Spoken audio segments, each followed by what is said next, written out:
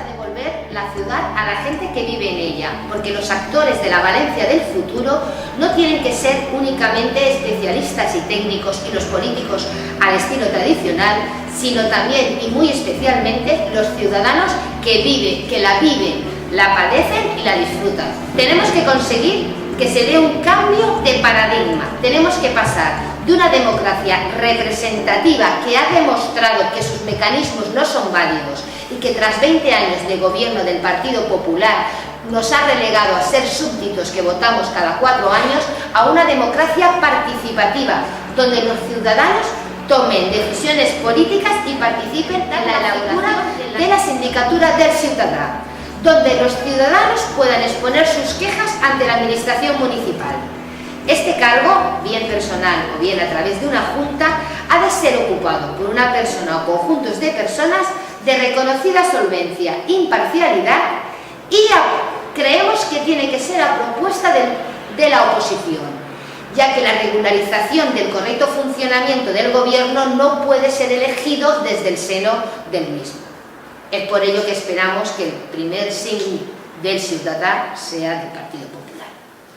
Hace falta también potenciar el papel de las juntas de distrito, ya que sirven de exponente de los intereses propios de los ciudadanos dentro de su ámbito territorial.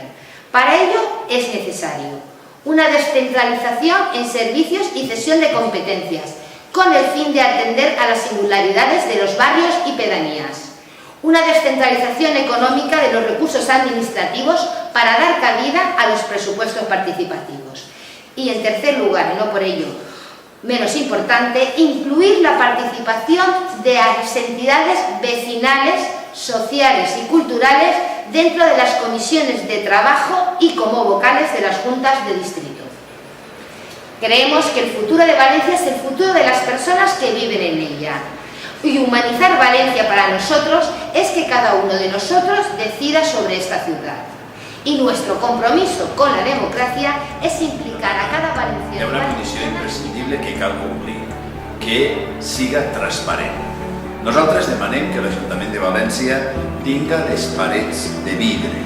L'Ajuntament, les fundacions, tot tinga les parets de vidre. De forma que l'oposició pugui conèixer els documents, de forma que les associacions de veïns puguen tenir tota la informació, tots dret a conèixer què és el que està passant.